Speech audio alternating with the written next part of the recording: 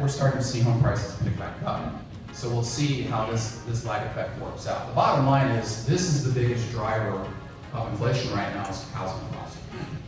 And until this moderates some more, we're gonna have a rough time bringing overall inflation down. So there's good news, bad news here. The good news is, service inflation coming down. The bad news is housing inflation is still difficult, and it's gonna keep pressure on the Fed. So now let me pivot and talk about the labor markets, because labor, supply and demand are one of the bigger contributors to inflation, like I said before, when looking at services. I'm going to show you 4 different things here. The top left chart is looking at the jobs market. So we get a monthly jobs report, how many jobs were added last month in the U.S. economy. There are 2 measures, and it's going to sound a little geeky, but I want you to follow why I think it's important to distinguish between these measures. There is a survey of establishments, businesses, where they ask businesses, are you hiring, are you firing, how many people do you hire, how many people do you let go? And that's been the traditional survey that we've used to look at the jobs market for decades. Then there's a household survey where they call homes and say, you as a person, did you get a job, did you lose a job, or did you remain employed? And so they ask at a household level about labor conditions. I prefer the latter, and I'll tell you why. Because in the last number of months, we've seen these 2 measures really diverge. In May, the establishment survey, business survey, said we added 339,000 jobs. The household survey said we lost 310,000 jobs. Well, both can't be right. Neither is probably completely correct. The big difference was there was a huge change in working from home contract workers, people who are independent contractors who work from home. We're in a gig economy. A lot of people work from home, not as employees of a company, but as contract workers, whether it be as a writer, as a marketing person, or whatever it might be. Sometimes they have multiple clients. Well, when those people lose their job, it does not show up in the establishment survey because they don't work as an employee of the company. They're a contractor. But it will show up in the household survey.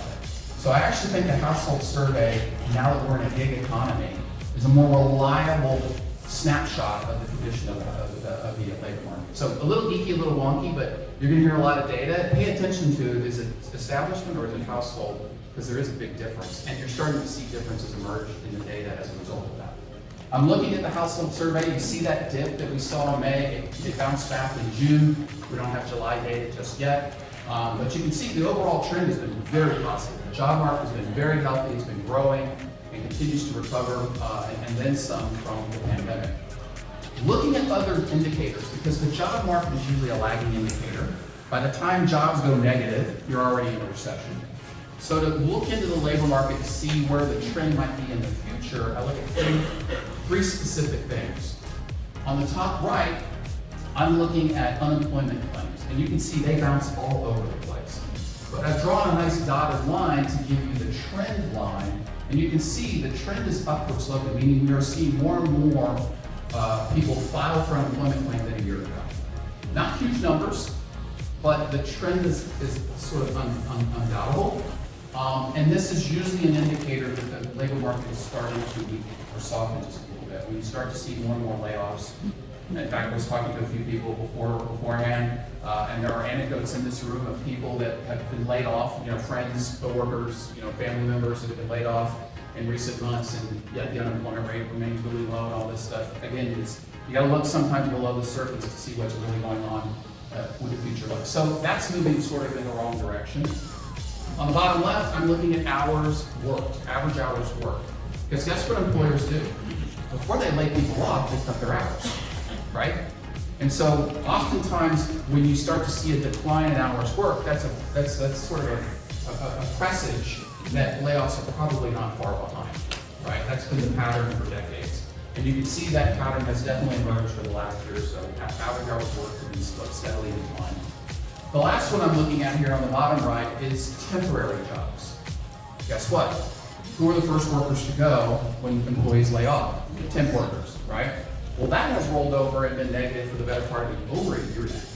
So that sort of warning indicator, if you will, of the labor market has definitely been showing signs of weakness. Now, I don't want to over-correct this, because one of the things that has been bringing this down has a lot of temp workers have been converted to permanent full-time workers.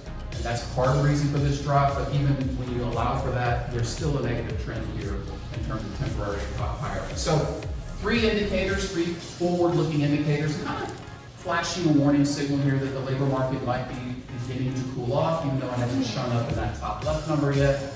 It's starting to show signs of cracks maybe emerging, and we'll have to keep an eye on that. But it's one of the reasons why I do believe we're headed for a mild downturn here, is looking at these indicators. The other indicator that's really been driving things and driving inflation is this one here. This is simply the ratio of jobs open to unemployed people. So think of it as demand versus supply for labor. So we have 1.6 jobs open today in America for every unemployed person in America. That's pretty high. That means we have a really tight labor market. We have way more demand for workers than we have available supply of workers. Guess what happens to wages in that environment? You get pushed up, right?